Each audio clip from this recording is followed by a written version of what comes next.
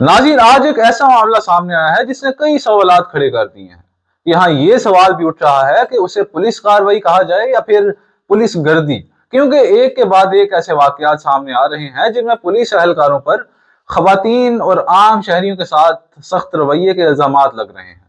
नाज़रीन, ये ताज़ा वाकया मंडी बहाउद्दीन के नवाही गांव दरेका से सामने आया है। रिपोर्ट्स के मुताबिक पुलिस एक शख्स को गिरफ्तार करने के लिए रेड करने गई थी और अहले हाना का इल्जाम है कि इस कार्रवाई के दौरान घर में मौजूद खवातीन के साथ धक्कम पेल और मुबैना तशद्दुद किया गया। खानदान का दावा यह भी है कि इस मुबैना तशद्दुद के नतीजे में एक खातून की हालत खराब हुई और उसके बाद वो खातून जान की बाजी हार गई।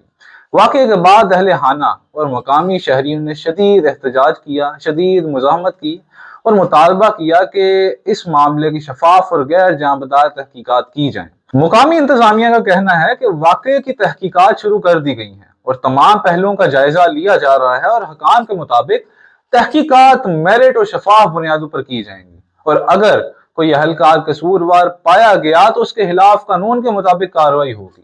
नाज़रीन, इसी तरह का एक वाकया शेखोपुरा में कुछ दिन पहले भी सामने आया, जहां एक 11 या 12 साल बच्चे की हलाकत का इल्जाम भी पुलिस पर लगाया गया। अहले हाना के मुताबिक बच्चे को मुबैना तौर पर तशद्दुद का निशाना बनाया गया, जिसके बाद वो अपना दम तोड़ गया। इन वाकयात ने मुआशरे में एक बड़ी बहस छेड़ दी है और अवाम का यही कहना है कि अगर कहीं गलती हुई है तो मुकम्मल तहकीकात होनी चाहिए ताकि सच सामने आ सके और इंसाफ होता नजर आए।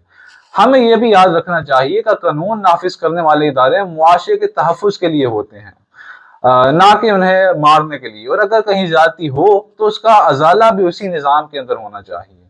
आप इस मामले पर क्या राय रखते हैं? क्या वाकई तहकीकात के जरिए ये सच सामने आ सकेगा? अपनी राय कमेंट्स में जरूर दें। शुक्रिया।